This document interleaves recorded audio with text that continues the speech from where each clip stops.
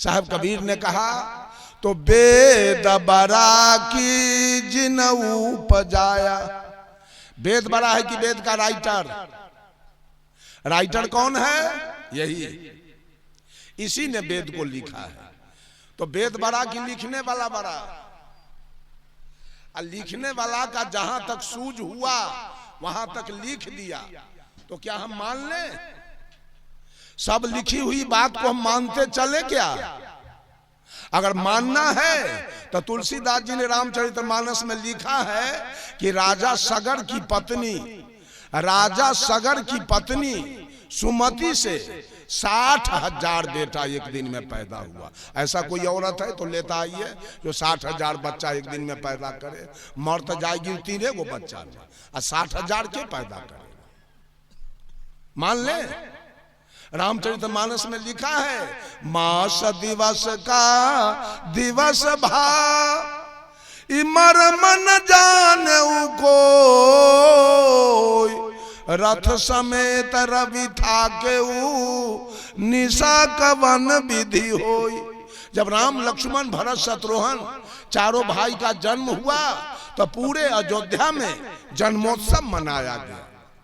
और जब राम का जन्मोत्सव शुरू हुआ तो ये सूरज 1 महीना तक आसमान में खड़ा रहकर राम का जन्मोत्सव देखने लगा।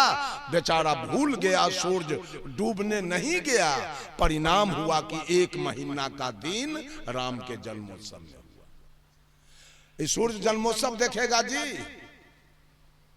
बोलिए सूरज जन्मोत्सव देखेगा? ये रामायण में लिखा हुआ है। मास दिवस का दिवस भा, 1 महीना का दिन हो गया राम के जन्मोत्सव में। ये मर्म न जाने कोई, इस मर्म को आदि कवि वाल्मीकि जी भी नहीं जान पाए। 16वीं शताब्दी में तुलसीदास जी जान गए और रामचरितमानस में लिख दिए। रथ समेत रवि था केऊ, सूरज अपने मंडली मंगल बुध शुक्र ग्रह के साथ 1 महीना तक रुका रहा। रथ समेत रवि था केऊ निशा कवन विधि होई, रात्रि किसका नाम है 1 महीना तक होए भी नहीं किया। 1 महीना का दिन हो गया। मान ले, माना जाए। लिखा है रामचरितमानस में कि भगवान राम श्वेत बांध रामेश्वर बांध के लंका गए। और रामचरितमानस में लिखा है कि अगस्त मुनि एक चिरुआ में उठा के समुद्र को पी गए। तो साहब कबीर पूछते हैं, श्वेत बांध के पार गए सीता के भरतार, ताही अगस्त मुनि अच गयो इनमें को करतार। ऐ दुनिया के लोग, तुम्हारे रामचरितमानस में लिखा है कि सीता के पति, सीता के दुल्हा राम श्वेत बांध रामेश्वर बांध के लंका गए। और उसी रामचरितमानस में लिखा है अगस्त मुनि एक चिरुआ में उठा के समुद्र को पी गए। तो कंपैरिजन करके बताओ कि पुल बनाने वाला बड़ा कि पी जाने वाला बड़ा? कौन बड़ा? तो सब पुल वाला के फेर में पड़ल है, सब पुल बनाने वाले के फेर में है, पीने वाले के फेर में कोई नहीं है। साहब कबीर पूछते हैं, गिरवरधारे कृष्ण जी, धौलागिरी हनुमंत, अशेष नाग सब सृष्टि संहारे, इनमें को भगवंत?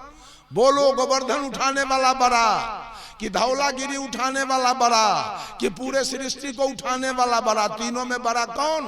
और तीनों है ग्रंथ में लिखा। तीनों में बड़ा कौन होगा?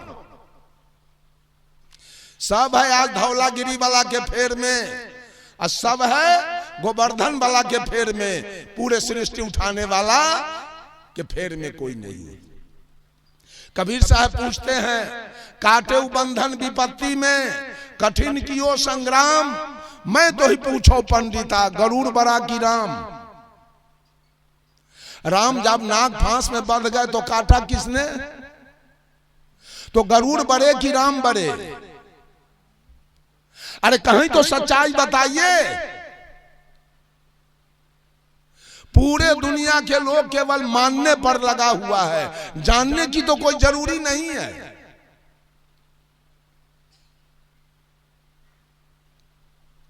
बंधुओं, जब इतना बात साहब कबीर कहे, फिर हट गया सब वहां से। फिर कहा कि नहीं बाबा, आपकी बात नहीं मानी जाएगी, वेद को हम लोग अनादि मानते हैं।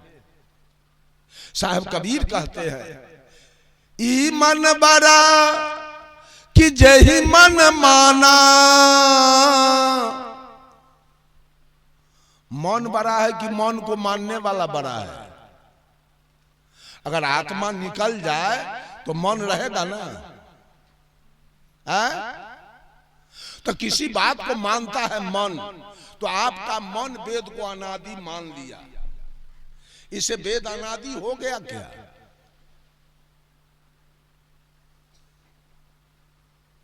ये जीव निकल जाए तो मन रहेगा, तो बड़ा तो जीव है।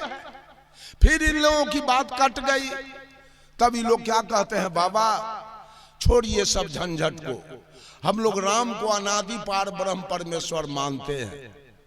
तो सदगुरु कबीर कहते हैं, राम बरा की राम ही जाना। राम बड़े हैं कि राम के पुजारी? अमेरिका में राम के पुजारी नहीं है तो राम का कोई वर्चस्व है वहां क्या? चीन में राम का पुजारी नहीं है तो राम का वर्चस्व है वहां? इंग्लैंड में राम का पुजारी नहीं है, राम का वर्चस्व है वहां? ऑस्ट्रेलिया अफ्रीका में राम का पुजारी नहीं है कोई राम का वर्चस्व वहां? सऊदी अरब में राम का पुजारी नहीं है, राम का कोई महत्व है वहां? बड़ा कौन होगा? पुजारी। पुजारी है तो आपकी चर्चा हो रही है, अब पुजारी न हो तब? अंत में कबीर साहब कहते हैं, भरमी भरमी कबीरा फिरे उदास।